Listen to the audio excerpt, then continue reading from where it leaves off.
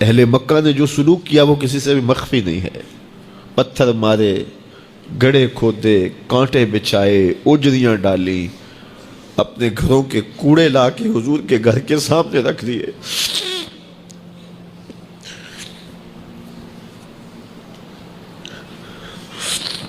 یہ کس چیز کی سزا دے رہے تھے میرے حضور کو؟ میرے حضور علیہ السلام نے پھر طائف کا سفر کیا کہ شاید وہ لوگ میری بات کو سن لیں، لیکن انہوں نے جو دردناک سلوک کیا وہ بھی تاریخ کا ایک انتہائی دردناک باب ہے. انہوں نے اوباشوں کے ہاتھوں میں پتھر دیے اور جس راستے میں میرے حضور نے گزرنا تھا ان کو اس راستے پہ کھڑا کر دیا اور کہا ان پہ سنگ زنی کرو. اور وہ آقا کریم پہ پتھر مارتے، حضور کے پاؤں پہ پتھر مارتے. آقا کریم علیہ السلام پاؤں اٹھاتے تو وہ دوسرے پاؤں پہ مارتے. پھر حضور شدت درد سے بیٹھ جاتے تو ان کے دو گھنڈے دائیں بائیں سے آگے بڑھتے اور حضور کو کندھوں سے پکڑ کے اٹھاتے، پھر سنگ باری کرتے.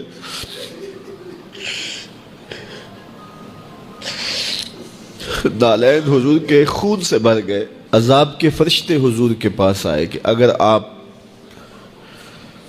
بد دعا بول دیں تو ابھی ہم ان پہاڑوں کو جوڑ دیتے ہیں اور یہ طائف کے لوگ پس جائیں گے ان پہاڑوں کے درمیان. آسمان سے پتھر اتریں گے، ان کے سر کچل دیے جائیں جنہوں نے آپ کو دکھ دیے. اب صحابہ جو ساتھ تھے انہیں بھی شدید آرزو تھی کہ حضور ان کے لیے بد دعا کریں، انہوں نے بڑا دکھ دیا. تو پھر حضور کے ہاتھ اٹھ گئے.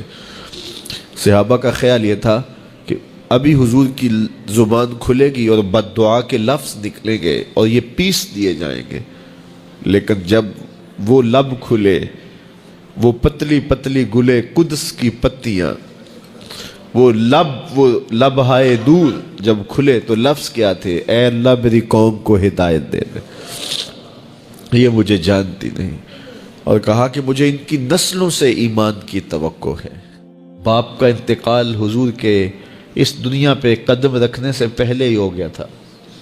ابھی شکم مادر میں تھے کہ حضرت عبداللہ کا انتقال ہو جاتا ہے. در یتیم پیدا ہوئے ہیں. 6 سال کی عمر میں ابوا کے مقام پر ریت کے ٹیلے آئے تو وہاں سیدہ آمنہ کی طبیعت خراب ہو گئی اور پھر لمحے بھی زندگی کے آخری ہیں. سیدہ آمنہ نے محسوس کر لیا کہ یہ میری آخری سانسیں ہیں.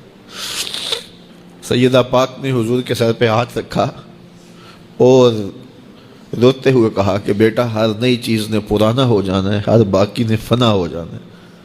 میں بھی جا رہی ہوں، وَذِكْرَ بَاق وَوَلَدْتُ طُهْرًا، لیکن میرا ذکر نہیں مٹے گا اس لیے کہ تیرے جیسا ستھرا بیٹا چھوڑ کے جا رہے ہیں. یہ آخری لفظ تھے سیدہ پاک کے کہ سیدہ آمنہ سلام اللہ علیہا کا انتقال ہو گیا. خیر حضور ماں سے لپٹ گئے. امی آپ آگے بولتی نہیں ہیں، لیکن خاموش ہو گیا تھا چمن بولتا. حضور نے وہیں پھر اپنی ماں کی تدفین کی. تدفین کے بعد ام ایمن کے ساتھ سواری پر بیٹھ جاتے ہیں اور چمٹ جاتے ہیں ام ایمن کے ساتھ، اور وہ جا کے حضرت عبد المطلب کے سپرد کر دیتی ہیں. تو حضرت عبد المطلب حضور کو آغوش میں لے کے بڑا روئے اور ام ایمن سے کہا کہ میرے اس بیٹے کا تم نے خاص خیال رکھنا ہے. اور پھر انہوں نے اتنا خیال رکھا کہ میرے حضور فرمایا کرتے تھے ام ایمن میری ماں کے بعد میری ماں ہے. 2 سال کے بعد حضرت عبد المطلب کا بھی انتقال ہو گیا. ابن حشام کے یہ لفظ سینہ چیرتے ہیں کہ جب امیر قریش کا جنازہ اٹھا تو سارا مکہ جنازے کے لیے امڑ آیا، لیکن لوگوں نے 8 سال کے ایک بچے کو دیکھا جو دیواروں سے لپٹ لپٹ کے رو رہا تھا. آج یہ سہارا بچھن گیا تھا. پھر چچا کی کفالت میں آئے. پھر ایک وقت آیا کہ وہ بھی اس دنیا کو چھوڑ گئے اور اسی سال حضور کی اہلیہ کا انتقال بھی ہوا اور اس سال کا نام عام الحزن، دکھوں کا سال رکھا. جو امت کے حق تھے حضور نے وہ ادا کیے. لیکن امت کے ذمے جو حقوق تھے پیغمبر کے لیے، آج امت نے سوچنا ہے کہ امت نے کیا وہ حقوق پورے کیے؟ جس طرح طائف کے بازاروں سے لے کے مکے کی گلیوں تک اذیتیں سہی، تکلیفیں گوارا کی، مقاومتیں، مخالفتیں، نکتہ چینیوں کے طوفان، ناموافق حالات کے جکڑ، اذیتیں، کسے ہوئے آوازیں، کیا کچھ نہیں تھا۔